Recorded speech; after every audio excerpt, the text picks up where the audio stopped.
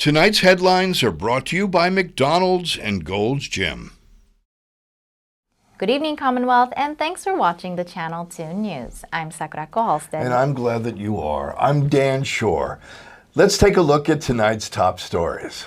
It's the first day back to school for the public school system. And it's the last chance to apply for a low-interest disaster loan. Also tonight, it's apples versus tangerines. Let's put it to a vote. In sports, 2 high school athletes represent the NMI in a competition for the youth of America. Stay with us. These stories and more are next.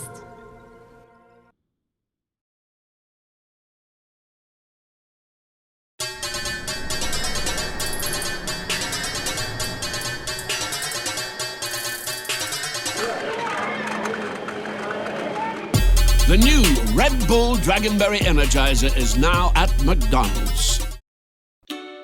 Hafaday Zantero.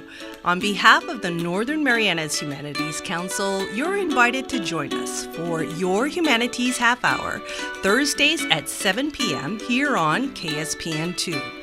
We take a look at the humanities issues of interest to you and our community. Join us as we navigate the human experience together on Your Humanities Half Hour, Thursdays, and replayed on Saturdays at 7 p.m. and on YouTube at 670 Humanities. Every journey begins with one step and the right coach. At Gold's Gym Saipan, our certified personal trainers build programs that move with you. Your goals, your pace, your power. Stronger, healthier, more confident, together. Your best starts right here at Gold's Gym Saipan. Visit us in Garapan or call 670-233-4000. Gold's Gym Saipan, stronger with every rep.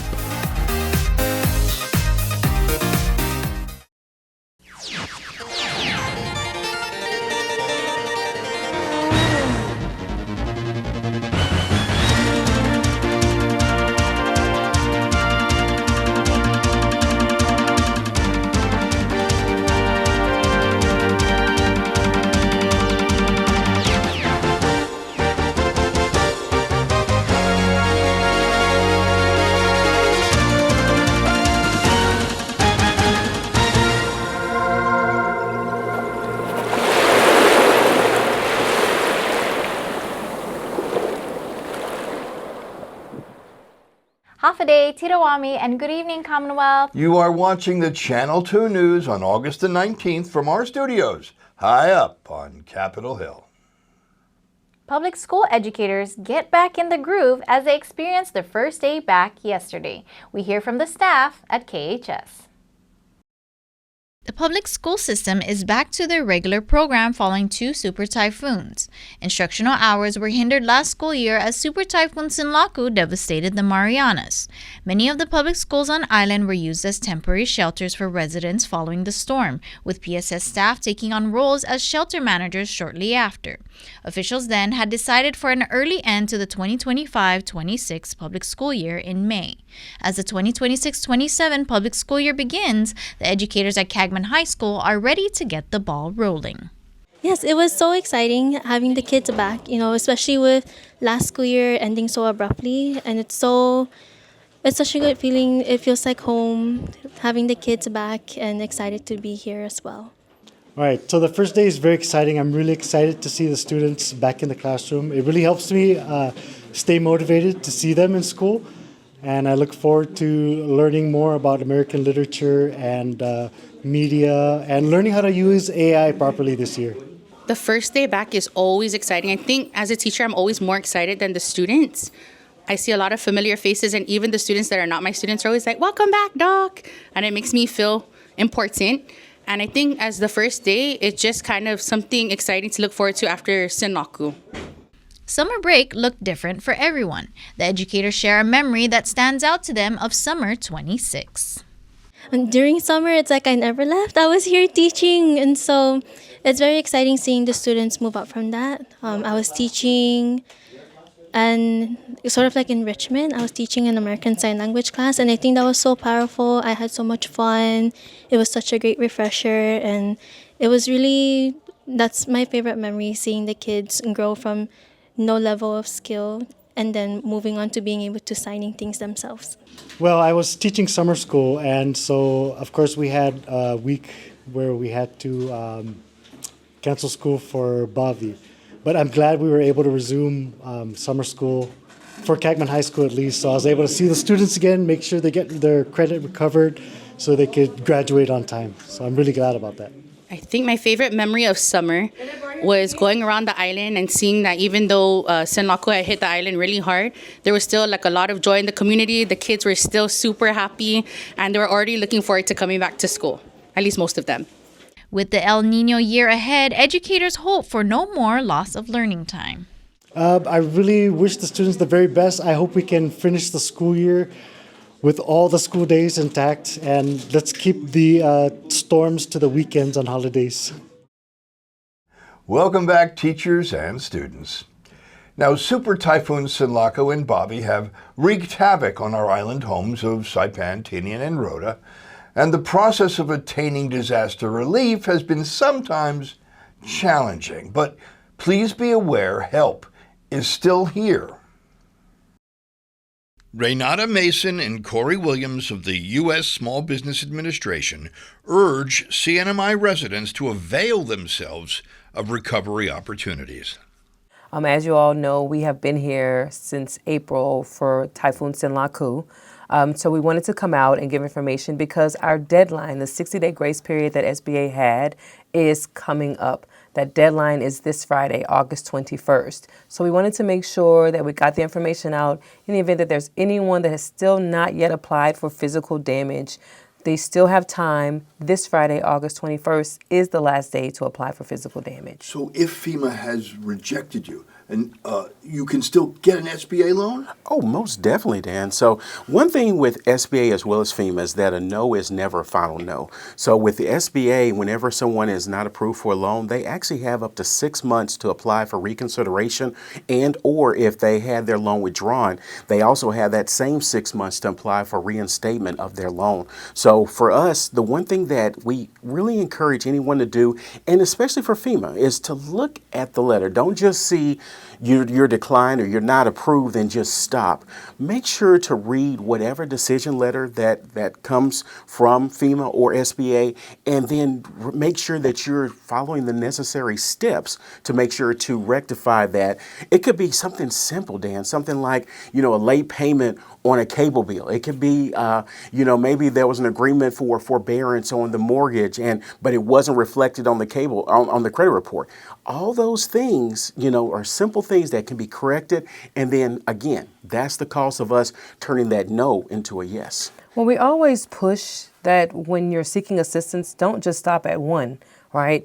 Consider SBA as a stacking of resources. Even for those who've had insurance, apply for insurance, apply for FEMA, and even still consider SBA. You don't have to just stop at one organization for assistance because it's about a full recovery. So yes, we encourage anyone who still has not applied for SBA, whether or not they went for FEMA assistance initially or not, to still come and see SBA for assistance. The 21st, Friday, is the grace period deadline for SINLAKU SBA assistance.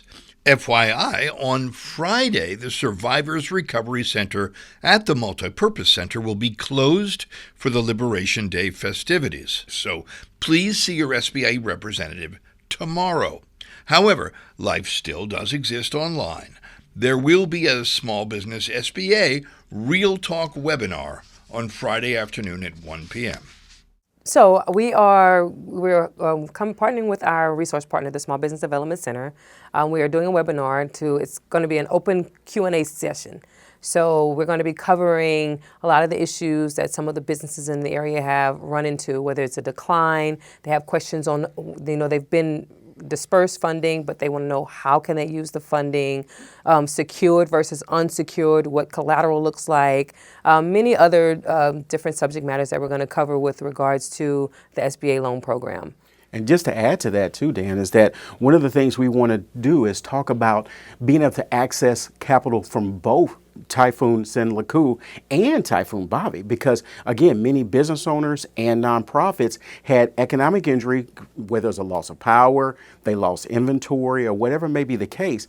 And one of the things that I'm always a big proponent of for any of our businesses and nonprofits is to be able to get unsecured capital before you get secured capital. And you can get unsecured up to $50,000 for a business owner because of the presidential declaration. And then again, interest rates are at 4%. No payment for a year, no interest accrual for a year. Loans can be amortized up to 30 years. And then for the rural administrative declaration, which was just recently granted on Saturday, what happens is business owners can also get an additional $14,000 for their business. And that is same interest rates, 2.875%, 12-month deferment, and also 12-month zero interest accrual. So instead of getting a $64,000 secured loan, to be able to get $50,000 unsecured for Typhoon SINLAKU, and then another $14,000 for Typhoon Bobby, those are the things we really want to emphasize on our Real Talk. You can register to attend through the Small Business Development Center website at www.cnmisbdc.com. As the teachers express their excitement for the first day back to school, students, both continuing and new, share their experience. Summer break is over and classes are back in session. The first day of school marked a mix of emotions from the students at KAGMAN High School. We hear from the middleclassmen. I was nervous at first, but then over time, got used to the routine. In first period, it was a bit nerve-wracking. Everyone was awkward a bit, but then it got comfortable. The teachers were talking, and then even the students were engaging, and then so on. Even the other classes, it went like that. It feels great. I've been working hard for this moment, and let's see where it takes me. It's pretty okay. I love my classes. It's just same school, different people. But yeah, I love my classes so far. They're pretty easy, especially U.S. history. I love that class. It's gonna teach me more about the history in life, what happened in the past, like in the 90s or yeah. I think I've been having a pretty good day so far. I've been enjoying myself. All the classes are really nice, and the first day is always the day where you gauge what you're going for or going to. So I think I've been having a pretty good experience. It's really nice, but it's kind of boring. Okay. Anything else you want to share about it? I like my junior year. So first day of sophomore year it's okay, but it's very hot. It's a hot day today, and I keep sweating a lot, but it's all right. I'm pretty excited to be back at school because we've been out of school for 3 months since the typhoon, and yeah. It's pretty fun. So far, it's been awesome. My classes is not bad, and I'm liking it so far. It's really good. It's going good so far. I thought it was gonna be a lot of drama because new kids coming in, but it's actually pretty good. And to be honest, I think this school year is gonna go good. Class of 2027. This school year marks the last year of high school for the senior classmen. It's good. Same old, same as before, but it's my last first day. Yeah. It feels great to be back in SINLAKU. I'm refreshing my mind after, all the storm, all the troubles. But I honestly feel really great. I feel excited to be back, to see the teachers before I graduate. One thing I like about my first day of school is fun, because I'm making new friends. And yeah, I just like about the new people in the school. As the seniors have their last first day of school, the freshmen have their first day, coming from different middle schools on island. I'm really excited to see my new classmates, my classes, and it's just an exciting thing to happen in my life. It's like a new chapter. It's going good because all of the teachers are nice. If I'm being honest, I was actually scared at first because I was scared to meet new people and my classes and my teachers. But it's actually pretty fun. It's better than I expected. And yeah, I'm excited to come back tomorrow. Coming up, back to school, shopping, and bling bling on our Welcome to Saipan. And is voting really as simple as apples and tangerines? Next, you can vote, so stay tuned.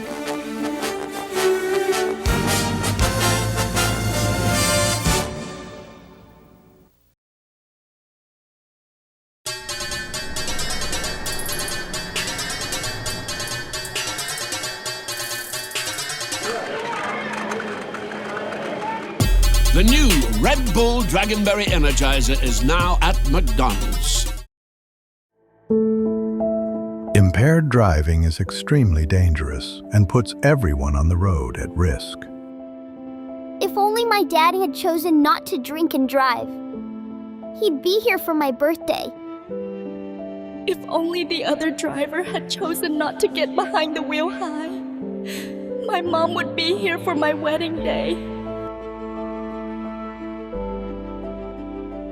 If only my brother had chosen not to text and drive, he would have met his niece. If only my best friend had chosen not to drive after being up all night studying, we'd be graduating side by side.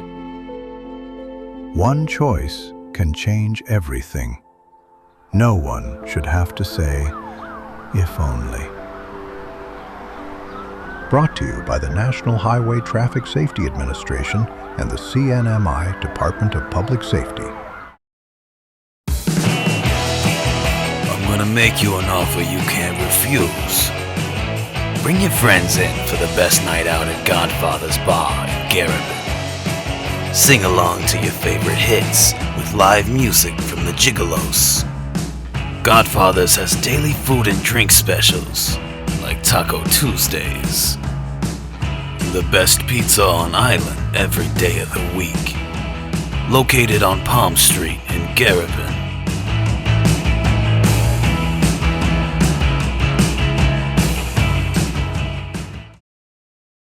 Welcome back. You're watching the Wednesday night edition of the Channel 2 News. It is election season here in the CNMI, and at its most basic, an election is an opportunity to choose today's morning snack. At the Center for Living Independently this morning, two candidates vie for electoral victory. The apple and the tangerine are vying for the opportunity to become today's snack. So we're just having a little healthy conversation and debate on a vote we're going to hold as part of an activity to learn about voting. A debate takes place. It is argued that apples are too sour and can be hard on the teeth. Tangerines, it is claimed, have lots of vitamin C and are sour and sweet at the same time. Ballots are distributed. Votes are made and placed into the voting box. The votes are tallied by the election board. Tangerine again, okay. Tangerine wins the popular vote and is elected to serve as today's morning snack. This was a real election with tangible results. So that's what you guys are learning when you come to the CLI, and that's what we're practicing today. So if Rosa wanted tomorrow, if we had another vote and she wanted the snack to be apple, maybe from today until tomorrow morning, she could start talking to you and saying, hey, I think we should pick apple because we had tangerine, now let's try apple. Or the seeds are smaller in apples, but the seeds in tangerines are bigger and I want more fruit, not seed.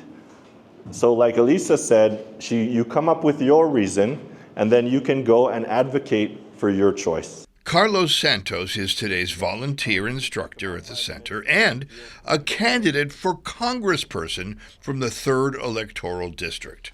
We're here to share with consumers of the Center for Living Independently of the importance of voting and how to register and how to participate in elections.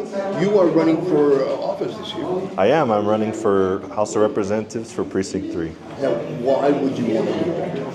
Well, I wanted to do it to make a change. I wanted to do it to be a voice for people just like the consumers here, people with disabilities, but for all the people of the CNMI that have issues that they want heard in the government and addressed. What separates me from the pack in Precinct 3 is I'm kind of a fresh face, I'm kind of an outsider, but at the same time I'm born and raised here. I know what the issues are, and my perspective working in healthcare and advocacy, they give me a position that I know what the issues are that need to be communicated, and I know what the issues are that the people need addressed. Well, a representative at the most basic takes the voice or the opinions of the people and takes it to where the decisions are made, which in this case would be the House of Congress, and communicates them so that they're put into the plans on what the government is going to do to serve the people. That is it, and then most basic is basically they are the voice of the people in the House of Congress. Apples or tangerines? Ooh, you know, an apple a day keeps the doctor away, they say. So I'm an apple guy. Viva apple. How about you? Apples. I like tangerines. You never know who you'll meet setting foot across the double doors at our local airport. There's never a shortage of friendly local faces at Saipan International Airport. Some are back from a trip and some are leaving after a worthwhile visit. Richard Castro is headed back to Washington State. He's been in the National Guard out there for almost 2 years now. And what do you do in the National Guard? What's your MOS? 11 Bravo, infantryman. Infantryman, all right. Yeah. And so you're just primarily in the state area and things like that? Yeah, just in the east side, like around Spokane. As summer comes to a close, he's also headed back to school at the Pullman campus studying business. Yeah. Now, what made you want to study business? Originally, I was doing animal science, but I was like, I can't handle chemistry anymore, so I said business. After graduating, Castro says he plans on working out in the mainland before coming back home. You know, what's one thing you miss the most about Saipan when you're away? Definitely my family and the food and the weather. Amaida is back from her annual trip to Guam visiting family and friends. What's one thing you really enjoy while you're out there besides spending time with your loved ones? Shopping. Shopping? Where's your favorite place to shop? Ross. Ross, all right. Dress for less. Nice. She says Guam and Saipan is one and the same when it comes to hospitality, but Guam has more tourists than here.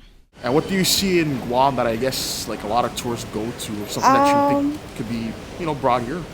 I mean, I think it's just the same thing, the getaway, the tropical atmosphere, I guess. Yeah. And the shopping. Yeah. Shopping vicinities can be enjoyable, but it'll take work for Saipan to come back up. Anything else you'd like to say? We'll get there. Eventually. All right. Bea Joy Blanco flew in from the land of the rising sun. Her and her partner were in the Tokyo area enjoying the interactive museum called Team Labs and even went to a car meet. One of the kind of like cool cars we saw was what was it? It was a Back to the Future car. I took what? A DeLorean. That DeLorean was super cool.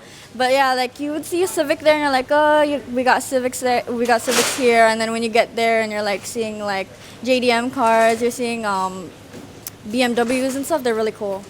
More than the place itself, she says she admires the culture and the people of Japan. You walk around everywhere, they all look different, they all have different personalities. But I would say that they're one of the most kindest people ever. I mean, it's pretty weird because, I mean, you smile at somebody, they don't smile back at you. But at the same time, when it comes to, like, their customer service, and maybe, like, you know, when they're just seeing you around and you want to make conversation, they're pretty nice about it. It's really cool. This was the couple's first trip together, and it was memorable to say the least. Just because I'm going to boast about it a little bit. Thank you. Right. Thank you. Anything else you'd like to say? It's good to be back home. I mean, we have a cat here, and that's one of the things that I'm like, oh, I miss my cat. I want to come back home already. Oh, yeah. And I mean, it's not too the scenery is not too bad as well from home. We love telling people in Japan, like, you know, every time they ask us like, where you from? And we're like, Saipan, and they're like, whoa, you know, like they know it as a really beautiful island, and we'd like to share about it. We're always like, yeah, man, you guys should come visit. The island's beautiful. The beaches are really nice. But yeah, it's nice to be back home, definitely. Whether you've come back newly engaged, happy to get some retail therapy, or off to study and serve, welcome back, welcome home, Welcome to Saipan. And adios, lalabo. Not unless there's caramel on that apple. Oh. This week in Your Humanities Half Hour with Catherine Perry, the Smithsonian Institute visits the CNMI. Arlene Reiniger and Michelle Banks of the U.S. Smithsonian Institute Folklife Festival explore culture and folklore in the CNMI. One of the main projects that we produce is the annual Smithsonian Folklife Festival, which started in 1967 during a time of a lot of civil rife and friction around the United States. The secretary of the Smithsonian at the time, S. Dillon Ripley, realized that it was important to bring people together and have conversations face to face. So in 1967, we produced the festival. The secretary wanted, there's a famous, not so famous, a quote that we cite a lot. He wanted us to take the instruments out of the cases and let them sing. So with that, we're showing that these instruments, these crafts pieces are not just works of art, but they're functional. People make them, people use them. So we're putting a spotlight on the makers and the people who play the instruments and sing the songs and cook the foods and weave the baskets. Since 1967, we've been bringing people to Washington, D.C., including that 3 months of the bicentennial. And in 2026, instead of bringing people to D.C., we decided that we would go out and collaborate and sojourn with other festivals around the country as a way for us to sort of begin to think about and explore how important these gatherings are to people in community and how we maintain community and how we continue cultural traditions. Find out more of what the Smithsonian discovered about the CNMI on your full episode of Your Humanities Half Hour with Catherine Perry tomorrow night, Thursday at 7 p.m. right here on KSPN2 or on replay Saturday night at 7 p.m. Coming up in sports, from a small tropical island in the middle of nowhere all the way to Ohio.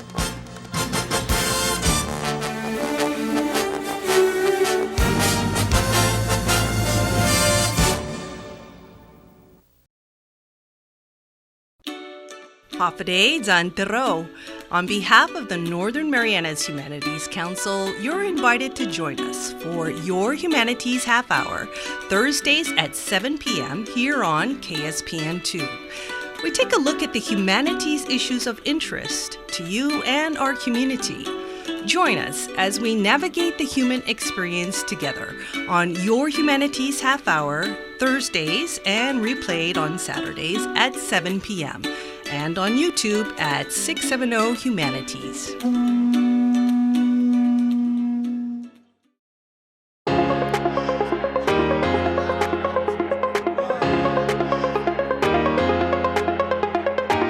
Hey golfers, come north and practice your game at the Marianas Driving Range. New Year's local specials. 10-piece coupon books available for just $60. That's a $10 savings. Want to get really good? Come work on your swing every day for just $99 per month. It's our practice pass and you're going to love it. Grab your passes and go straight to the range. You can social distance and chip all at the same time and the views are free. Reserve now at marianastrekking.com. You can pay online, open 7 days a week.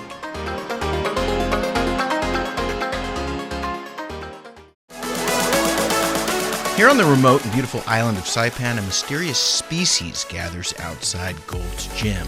Some say they come seeking strength, others say they heard there were protein shakes. But let's be honest, these aren't just goats. They are the goats. And even the goats know you don't become the greatest of all time by skipping leg day.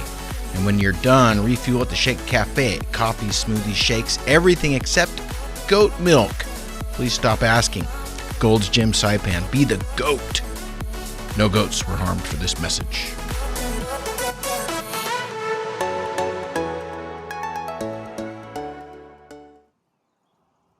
Buenas sports fans.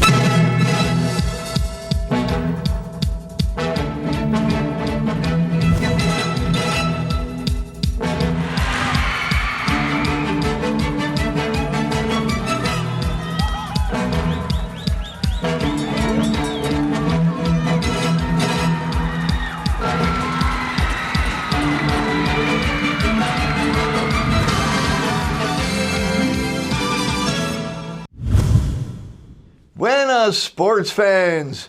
2 representatives of the CNMI compete in the 2026 Patriot Games in Ohio. The sky comes falling down for you. Part of this country's semi-quincentennial anniversary celebration, the Games brought together high school athletes aged 14 to 17 representing every U.S. state, territory, and select tribal nations. From August 9 to 11, 2 CNMI representatives, Adelie Taflinger and Richard Zhao, carried the CNMI flag in classic athletic competitions like the 100-meter sprint, fitness tests like NFL combines, and classic playground games like dodgeball. Now, all for a victor's prize pool of $250,000. The overall winners were Kennedy Furman of Kansas and Rockwell Myers of Utah. But Taflinger, Adelie of SIS School won. Yeah, she won the Girls Pro Agility Shuttle Competition. Now that's a change of direction drill in a time of 5.41 seconds. Biba, CNMI. Sean, can you ask Adelie about the Mariana Islands? I'm not as familiar with them as I should be. All right, Adelie, come on over real quick. Tell me about the northern Mariana Island. How would you describe it? It's a small tropical island in the middle of, nowhere. Tom, sure. Detail, island, middle of nowhere, just as you would expect. Yeah. Ohio is the Japanese good morning state. Ohio. Here's the weather. The words monsoon trough have been circulating throughout the Coconut Wireless lately, boding a very wet Liberation Day festivities. But according to the National Weather Service, the weekend is forecast for only a 25% chance of isolated showers. And tonight, maybe a 40% chance of droplets aiming their earthbound from the darkened clouds. Tomorrow, Thursday, is forecast for a 25% chance of rainfall with mild breezes and temperatures ranging from 87 degrees in the day to 78 degrees in the nighttime hours. Now, the sun has set at 6:38. Actually, it hasn't set, but it will set at 6:38 p.m. tonight and will rise again tomorrow morning at 6:03 a.m. in time for the class of 2030. Yes, 2030. To choose their outfit for the second day of high school. Now, I hope that tomorrow's choice will be just as successful as today's. And I will see you in the water or on the land. Well, that was your Wednesday night newscast, CNMI. Thank you for joining us. And we will see you again on Friday.